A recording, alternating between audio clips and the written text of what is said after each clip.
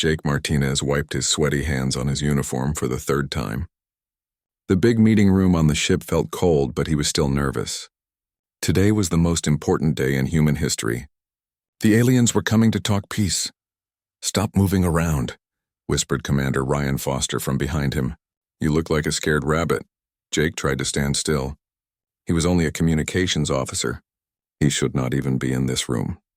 But Captain Lisa Brooks needed someone who could work the translation machines. Jake was good with languages and computers. The room was huge and white. Earth's best diplomat sat on one side of a long metal table. The other side was empty, waiting for the aliens. Jake stood near the wall with the other junior officers. His job was simple: make sure the translation worked so humans and aliens could understand each other. "They should be here soon," Captain Brooks said. She looked calm, but Jake could see worry in her eyes. "Remember, do not stare at them. Do not speak unless spoken to. These Velthari aliens think emotions are bad. They believe feelings make people weak and stupid." Jake nodded. He had studied the files. The Velthari Empire was old and powerful. They had ruled space for thousands of years. Humans were new to space travel. The aliens saw them as children, dangerous children who might cause trouble. "Their ships are coming close," reported a voice from the bridge. "They will dock in 5 minutes." Jake felt his heart beat faster. No human had ever met these aliens face to face. Everything they knew came from radio messages and computer data. The Velthari had agreed to this meeting only because human ships had entered their space by mistake. They wanted to decide if humans were smart enough to live in the galaxy or too dangerous to exist. The main door opened. Tall figures walked into the room. Jake had seen pictures, but seeing them in person was different. The Velthari looked almost human, but taller and thinner. Their skin was pale blue-white like ice. Their eyes were large and silver, without pupils. They wore flowing robes that seemed to move by themselves. The alien in front was clearly their leader. She was smaller than the others, but carried herself like a queen. Her robe was gold and silver. A thin crown sat on her head. This had to be Princess Zarathe, daughter of the Velthari Emperor. "Greetings, humans of Earth," the princess said. Her voice was soft but clear. The translation machine worked perfectly. "I am Princess Zarathe. I speak for my father's empire." Captain Brooks stood up.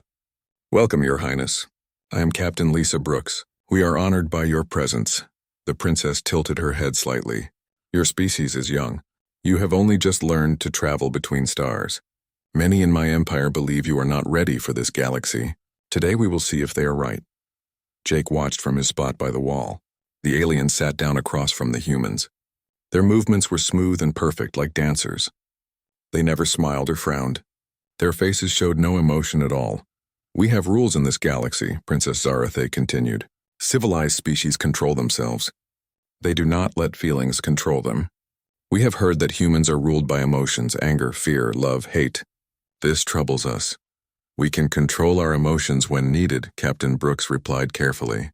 "Humans have built great cities and traveled to the stars. We seek peace with your empire." The princess looked around the room. Her silver eyes studied each human face. Most of the diplomats looked down when she looked at them, as they had been told to do. But when her eyes reached Jake, something happened. Jake met her stare directly. He did not look away. Her eyes were strange and beautiful, like looking into deep water. He felt something he could not name: curiosity, wonder, maybe even attraction. The feeling was strong and real. The princess stopped moving. She stared back at Jake with surprise. For several long seconds, neither of them looked away. The room became very quiet. Everyone could feel that something important was happening. Then the princess did something that shocked everyone. She reached out with her mind and touched Jake's thoughts. The Velthari were telepaths, but they never used this power on other species without permission. It was considered very rude. Jake felt her presence in his head. It was like cold fire, strange but not painful. She was reading his emotions, feeling what he felt: wonder, fear, hope, and yes, attraction. All the messy human feelings that her people thought were signs of weakness. Princess Zarathe pulled back from his mind quickly. Her perfect composure cracked for just a moment. Jake saw confusion in her silver eyes, maybe even fear. "Interesting," she said slowly. Her voice was different now, not as cold as before. She stood up suddenly. All the other aliens stood with her. The room was completely silent. Everyone knew something had gone wrong, but nobody knew what. Princess Zarathe walked around the table toward Jake. Her advisors looked worried but did not stop her.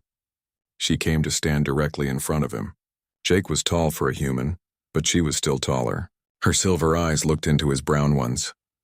"You," she said quietly, "you did not look away when I stared at you. Your people taught you to show respect by avoiding eye contact. But you ignored this teaching. Why?" Jake's mouth felt dry. Every diplomat in the room was staring at him. Commander Foster looked like he wanted to shoot something. Captain Brooks had gone pale. "I don't know, Your Highness," Jake said honestly. "You have beautiful eyes." "I wanted to see them," several humans gasped. "You did not tell an alien princess she was beautiful during peace talks."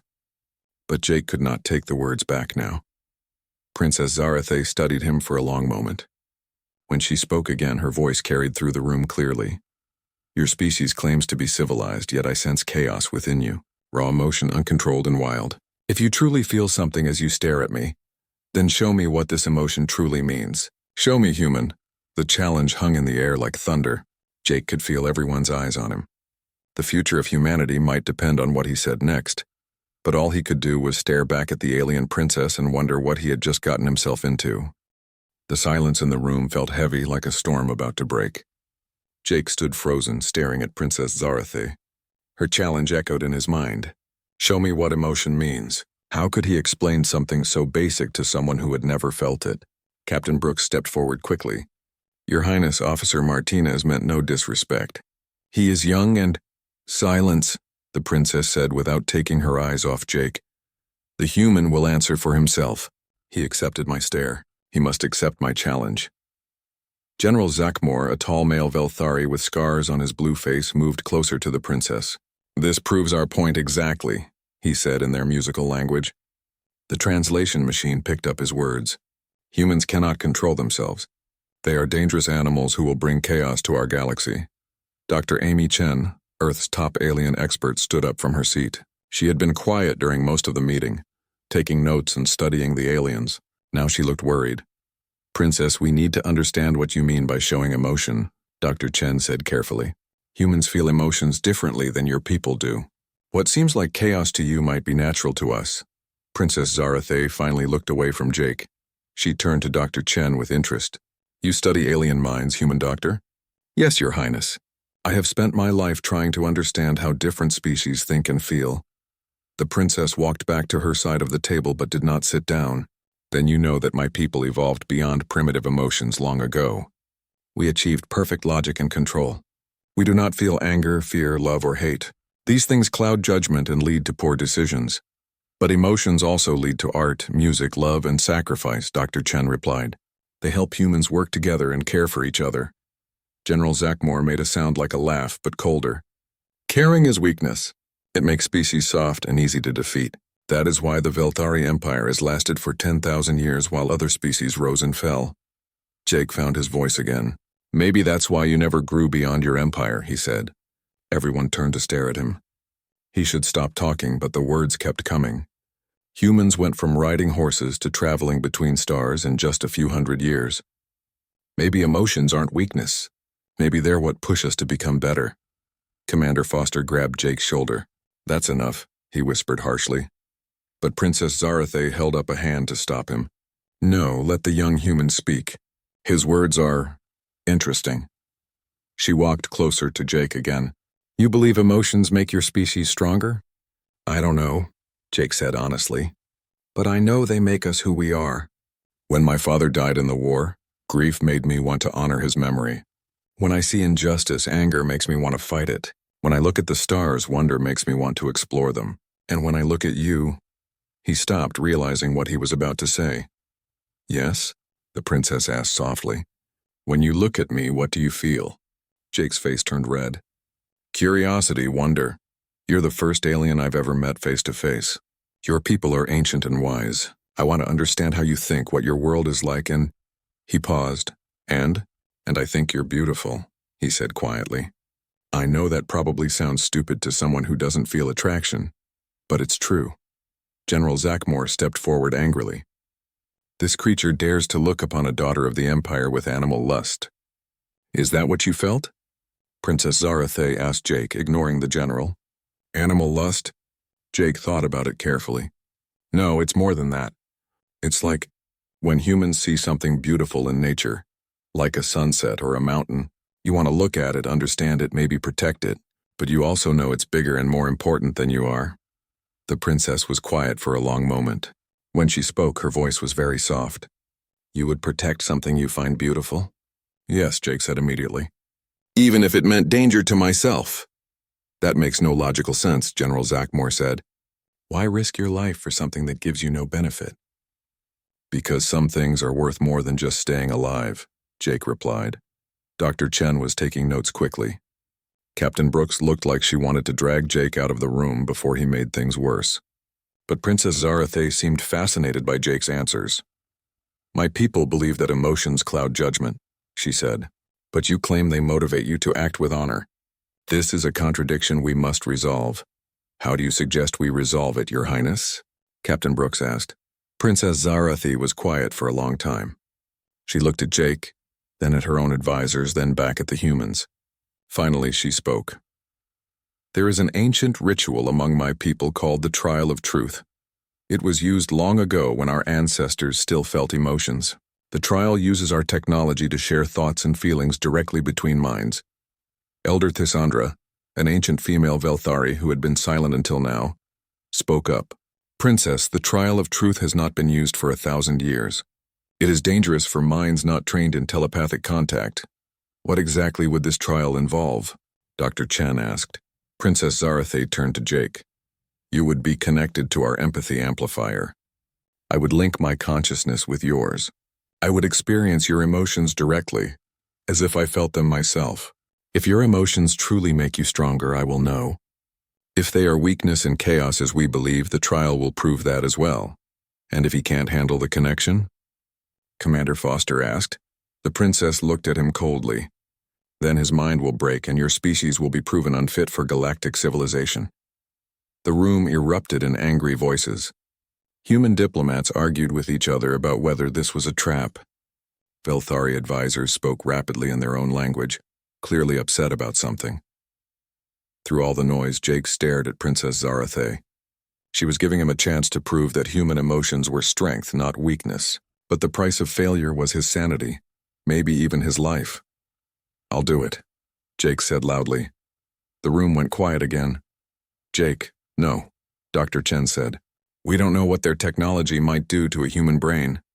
Someone has to try, Jake replied. If we walk away now, they'll never give us another chance. Humanity will be shut out of the galaxy forever. Captain Brooks stepped in front of Jake.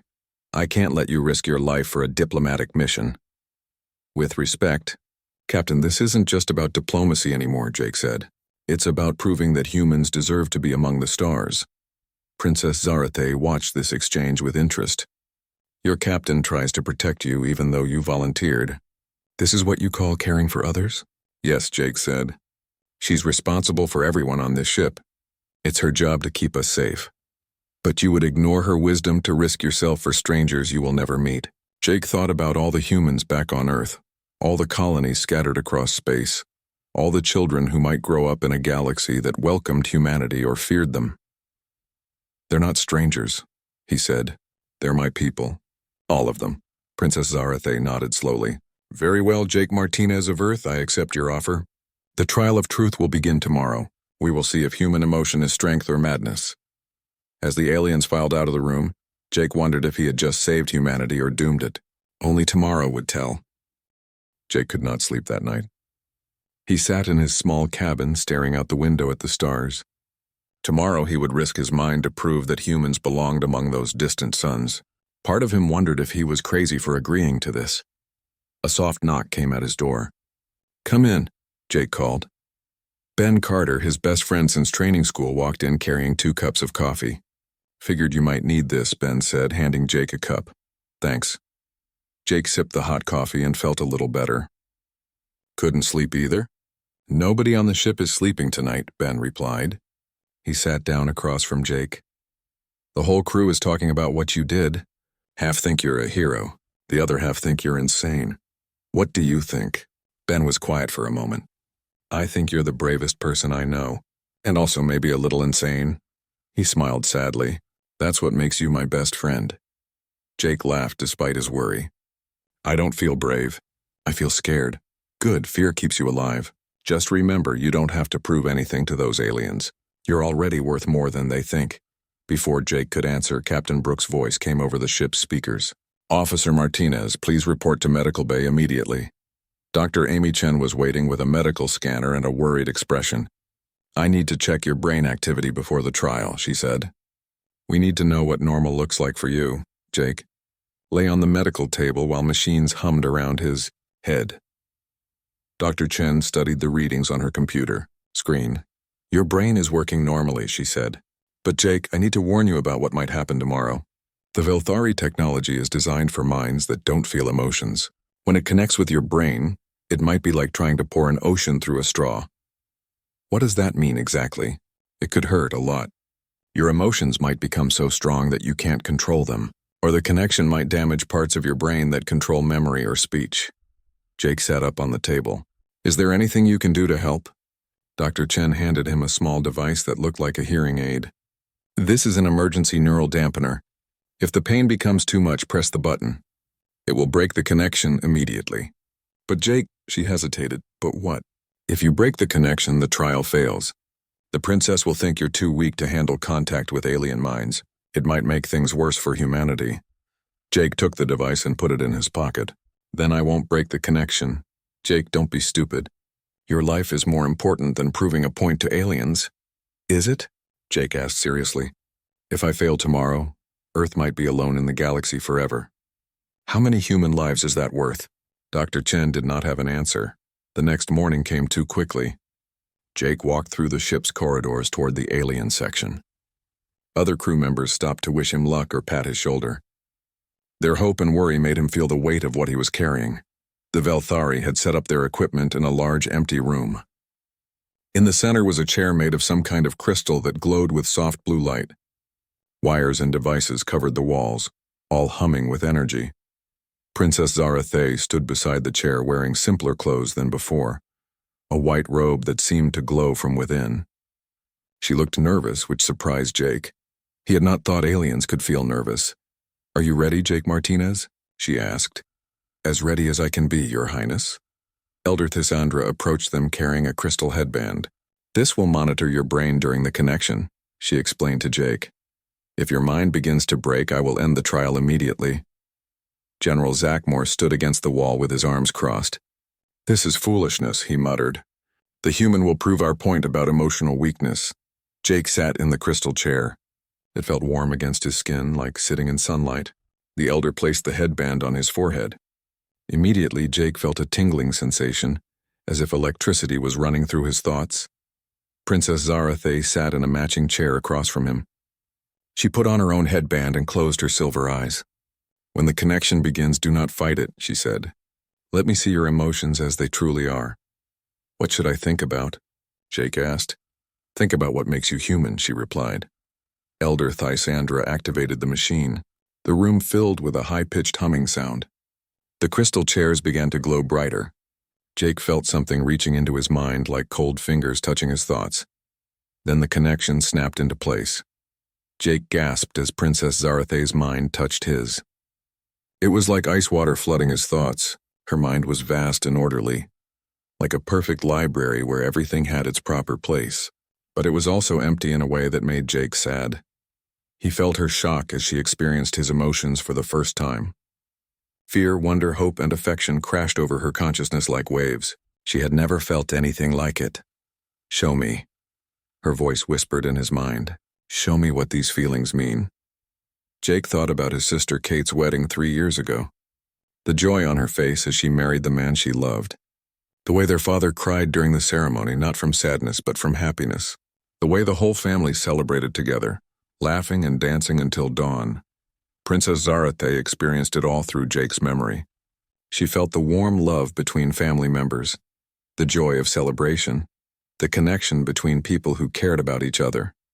For a moment, her perfect mental control wavered. "More," she whispered. Jake shared his grief when his father died in the border wars. The crushing pain of loss, but also the pride he felt in his father's sacrifice.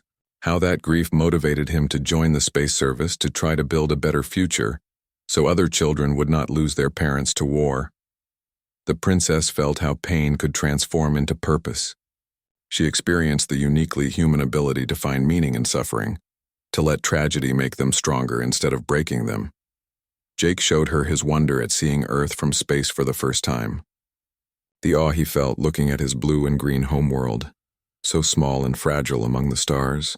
How that vision made him want to protect not just humanity but all life everywhere. But something was wrong. The connection was getting stronger, pulling more deeply into Jake's mind than it should. He could feel Princess Zarathe struggling to control the flood of emotions pouring into her consciousness. "Stop!" Elder Thisandra called out. "The connection is too strong. It will damage both of them." But Jake realized what was happening. General Zachmore had moved to the control panel. He was secretly increasing the power, trying to destroy Jake's mind and prove that humans were dangerous.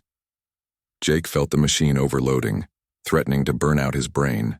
The pain was incredible, like fire in his skull. His hand moved toward the emergency shut-off device in his pocket. Then he saw Princess Zarathe. She was trapped in the connection too, overwhelmed by emotions she had never learned to control. Her perfect composure was gone. She was frightened, confused, drowning in feelings she did not understand. Jake made his choice. Instead of saving himself, he reached out with his mind to help her. He showed her how humans dealt with strong emotions, not by fighting them, but by accepting them and finding strength in them. "Do not fear the feelings," he told her mentally. "They are part of life. Let them flow through you like water. They cannot hurt you if you do not fight them." Princess Zarathe stopped struggling against the emotions and let them wash over her. Wonder, joy, grief, love, hope. She felt them all and understood for the first time what it meant to be truly alive. The machine reached critical overload. Sparks flew from the control panels, but Jake and Princess Zarathe held the connection together through pure will. She experienced his determination to protect others even at cost to himself. He felt her growing realization that her people had given up something precious when they abandoned emotion. "Enough," Elder Thisandra shouted. She manually shut down the machine. The connection broke. Jake and Princess Zarathe collapsed in their chairs, breathing heavily. The room was filled with smoke from burned electronics. General Zachmore stepped away from the control panel, trying to look innocent. But Elder Thisandra had seen what he did. "You tried to kill them both," she accused. "I tried to prove that emotions are dangerous," the general replied. "Look what they did to our princess." Everyone looked at Princess Zarathe. She was sitting up in her chair, but she looked different. Her perfect composure was gone. She was crying, something no Velthari had done for 1,000 years. "Your Highness, are you injured?" Elder Thisandra asked with concern. Princess Zarathe wiped tears from her silver eyes. When she spoke, her voice was full of wonder. "No," she said softly. "For the first time in my life, I am not injured. I am healed." Princess Zarathe stood up slowly from the crystal chair. Her legs shook like a newborn animal learning to walk. Everything around her looked different now. Colors seemed brighter. Sounds were clearer. The emotions flowing through her mind made the world feel more real than it ever had before. "This is impossible," General Zachmore said, staring at the crying princess. "Velthari do not feel emotions. We evolved beyond such primitive reactions." "Maybe you didn't evolve beyond them," Jake said, standing up from his own chair. His head hurt, but he felt strangely peaceful. "Maybe you just forgot how to use them." Elder Thisandra helped Princess Zarathe sit down in a normal chair. "Your Highness, how do you feel? Can you think clearly?" The princess laughed, a sound that made all the Velthari in the room freeze with shock. No member of their species had laughed for 1,000 years. "I can think more clearly than ever before," she said. "All my life I believed that perfect logic was the highest achievement. But logic without feeling is like a beautiful statue, perfect but cold and lifeless." She turned to look at Jake. "You saved me in there. When the machine overloaded, you could have protected yourself. Instead, you helped me. Why?" Jake sat down across from her. "Because you were scared and alone. I couldn't leave you like that. But helping me put you in greater danger. Logic says you should have saved yourself." "Maybe logic isn't everything," Jake replied. "Sometimes the right thing to do doesn't make logical sense." General Zachmore stepped forward angrily. "Listen to yourself, Princess. The human has infected you with his emotional sickness. You are talking like a primitive savage. Princess Zarathi stood up and faced the general. For the first time in her life, she felt anger. It burned in her chest like fire, but instead of frightening her, it made her feel powerful. I am not sick, General. I am awake. For the first time, I understand what my people lost when we gave up emotions. We lost chaos and weakness, the general replied coldly. We lost art, music, poetry, and love, the princess shot back. We lost the ability to sacrifice for others, to find joy in simple things, to grieve for the dead and celebrate life. We became perfect machines, but we stopped being truly alive. Dr. Amy Chen had been taking notes during this exchange. Now she spoke up carefully. Your Highness, what you experienced today was very intense. It might take time for you to process these new feelings. Princess Zarathi turned to the human doctor. You study alien minds. Tell me honestly, do emotions make humans weaker or stronger? Dr. Chen thought for a moment. Both, she said. Emotions can make us act foolishly or dangerously, but they also inspire us to create beautiful art, to care for others, to explore the unknown, and to sacrifice for what we believe in. They make us fully alive. Exactly, the princess said. She walked to the window and looked out at the stars. My people have ruled this galaxy for 10,000 years, but what have we truly accomplished? We conquered worlds and built an empire, but we created no great art, wrote no moving poetry, composed no music that touches the soul. Art and poetry are useless, General Zachmore said. They serve no logical purpose. Princess Zarathi laughed again. Neither does love or friendship or the joy of watching a sunset. But without these things, what is the point of living at all? Jake felt something strange happening in his mind. Ever since the trial, he could sense the emotions of the Velthari around him. Elder Tysandra was curious and worried. General Zachmore was angry and afraid. But Princess Zarathi, she was excited like a child discovering a new world. Your Highness, Jake said carefully, I think the trial changed both of us. I can feel what your people are feeling now. The princess turned to him with interest. Yes, I can sense your emotions too. We are connected now in a way that has never happened between our species. Captain Brooks, who had been watching all this with growing concern, stepped forward. What does this mean for our negotiations? Will your people accept humanity as equals now? Princess Zarathi looked sad. I wish I could say yes, but I cannot speak for the entire empire. Many of my people will see what happened to me as proof that humans are dangerous. They will say you corrupted me with primitive emotions. Then what do we do? Captain Brooks asked. I need to see your world, the princess said suddenly. I need to understand how emotions work in their natural setting. How do humans live with such strong feelings? How do you control them without suppressing them completely? General Zachmore stepped in front of her. Princess, you cannot be serious. You want to visit the human homeworld? Yes, she said firmly. I want to see Earth.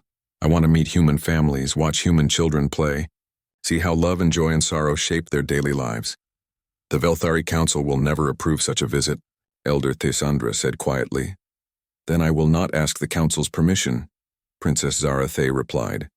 I am a daughter of the Empire. I have the right to explore and learn. Dr. Chen looked excited. This could be the breakthrough we need. If the princess can see how emotions work in human society, she might be able to convince her people that we're not dangerous savages. But Jake felt the fear and anger radiating from General Zachmore. The general was already planning something. Jake could sense his thoughts, not clearly, but enough to know that the general saw the princess's request as treachery that must be stopped. Your Highness, Jake said carefully, some of your people might try to prevent you from visiting Earth. Princess Zarathi looked at General Zachmore. With her new emotional awareness, she could see the hostility he was trying to hide. You think I am a traitor, General? She asked directly. I think you have been poisoned by alien influence, he replied coldly. The princess I have served for 20 years would never consider abandoning Velthari values for primitive emotion. Maybe. The princess you served was already half dead and didn't know it, she replied. I feel more alive now than I ever have before. Captain Brooks stepped between them as the tension in the room grew thick. Perhaps we should contact both governments before making any decisions about visits to Earth. No, Princess Zarathi said. If we ask permission, they will refuse. But if I simply go to see for myself, they cannot argue with what I learned through direct experience. She turned to Jake. Will you be my guide on your world? Will you show me how humans live and love and find meaning in existence? Jake felt the weight of history settling on his shoulders again. If he said yes, he would be responsible for the first alien visitor to Earth. If something went wrong, it could mean war between species. But when he looked into Princess Zarathe's silver eyes, now bright with curiosity and hope instead of cold perfection, he knew what his answer had to be. Yes, he said. I'll show you everything. General Zachmore turned and left the room without another word. Jake could feel the alien's anger and determination burning like ice in his mind. The general was going to try to stop them, probably violently. But Princess Zarathe was already planning their journey to Earth, her mind alive with wonder and anticipation. For the first time in 1,000 years, a member of the Velthari royal family was going to learn what it truly meant to feel. The future of both their species hung in the balance, carried by emotions that one species had forgotten and the other had never learned to live without. 3 days later, Princess Zarathe stood on the observation deck of the human ship, watching Earth grow larger in the view screen. The blue and green planet looked exactly like Jake's memories, but seeing it with her own eyes made her feel something she had no words for. That's home, Jake said softly, standing beside her. 7 billion humans living on one small world. It's beautiful, the princess whispered. Tears filled her silver eyes again. She was still learning to control these new emotions, but she no longer feared them. Captain Brooks joined them at the window. Princess, I need to warn you about what to expect. News of your visit has spread across Earth. Some people are excited to meet you. Others are afraid. And some think this is all a trick. I understand, Princess Zarathe said. Change is always frightening. My own people are divided about my journey here. That was an understatement. When word reached the Velthari Empire that their princess was visiting Earth, the council had demanded her immediate return. General Zachmore had taken a warship to follow her, claiming he was protecting her from human influence. But Elder Thisandra had surprised everyone by supporting the princess's mission. Perhaps it is time for our people to remember what we lost, the old alien had said. Now, as Earth grew larger in front of them, Jake wondered if they were making the right choice. So much could go wrong. Where will we go first? Princess Zarathe asked. New York City, Jake replied. It's one of our biggest cities. You'll see millions of humans living and working together. Then we'll visit my family's farm in Kansas. I want you to see how love works in a human family. The landing at the United Nations spaceport was unlike anything in human history. Thousands of reporters waited behind security barriers. Crowds of people held signs, some welcoming the princess, others demanding she leave Earth. Princess Zarathe walked down the ship's ramp wearing simple human clothes, jeans and a blue sweater that Jake's sister Kate had sent for her. She looked nervous but determined. Your Highness, White called a reporter. Are you here to spy on humanity for your empire? No, the princess replied clearly. I am here to learn. My people believe that emotions make species weak and dangerous. I want to see if that is true. President Maria Santos, the leader of Earth's government, stepped forward to greet her. Welcome to Earth, Princess Zarathe. We hope your visit will bring our peoples closer together. The princess smiled, another expression her people had forgotten how to make. Thank you, President Santos. I hope so too. The first few days in New York amazed Princess Zarathe. Jake took her through the busy streets, showing her how millions of humans lived together in one city. She watched people fall in love in Central Park, saw children playing in schools, and visited hospitals where doctors cared for strangers. How do you handle so many people with so many different feelings? She asked Jake as they sat in a coffee shop. It's not always easy, Jake admitted. People argue and fight sometimes, but we also help each other. When disaster strikes, humans come together to help, even people they've never met. To prove his point, he showed her news footage from recent earthquakes and floods. Princess Zarathe watched in wonder as humans risked their lives to save strangers, shared food with refugees, and worked together to rebuild destroyed cities. This makes no logical sense, she said. Why help people who cannot help you in return? Because it's the right thing to do, Jake replied. Because we know how it feels to be afraid and alone, and we don't want others to feel that way. The princess was quiet for a long time. My people would call this weakness. But I think it might be the greatest strength any species could have. The real test came when they visited Jake's family farm in Kansas. His mother Helen, his sister Kate, and her husband Dan welcomed the alien princess like she was part of the family. Princess Zarathe had never experienced anything like a human family dinner. The laughter, The gentle teasing, the way they cared for each other without expecting anything in return. It was completely foreign to her, but also wonderful. Jake told us about your people, Helen Martinez said as they sat on the porch watching the sunset. You gave up emotions to achieve perfection? We thought emotions were holding us back, the princess replied. We believed that feelings made us weak and irrational. Kate, who was holding her baby daughter, looked at Princess Zarathe with curiosity. Don't you miss it? Lovejoy, the feeling of being close to someone. Princess Zarathe watched Kate gently rock the baby. I didn't know what I was missing until a few days ago. Now I understand what my people lost. We achieved perfect order, but we gave up everything that makes life worth living. That night, Jake found the princess sitting alone in the garden, looking up at the stars. She was crying again, but not from sadness. What are you thinking about? He asked, sitting beside her. My home world, she said softly. We have beautiful cities and advanced technology, but no one laughs there. No one cries tears of joy. Children are raised by computers instead of loving parents. Art exists only for logical purposes, not to touch the soul. You could change that, Jake suggested. Princess Zarathe turned to look at him. Over the past week, she had grown to care for this brave human who had risked his mind to show her the truth. She felt drawn to him in ways she was still learning to understand. Jake, she said carefully, I think I'm falling in love with you. Jake felt his heart skip a beat. Zara, I think I'm falling in love with you too. They sat together in comfortable silence, holding hands and looking at the stars. Two different species, learning what it meant to care for each other. But their peaceful moment was interrupted by the roar of ships overhead. General Zachmore had found them. The Velthari warship landed in the Martinez family's field. General Zachmore emerged with a squad of soldiers all armed and ready for fight. Princess, the general called out, your experiment with primitive emotions ends now. You will return to the Empire immediately. Princess Zarathe stood up, Jake beside her. She was no longer the perfect, emotionless royal who had first met humanity. She was someone new, someone who had learned to feel and chosen to love. No, General, she said firmly. I will return home, but only to share what I have learned. My people need to know that we made a terrible mistake when we gave up emotions. The Council has declared you mentally incompetent due to alien influence, General Zachmore replied.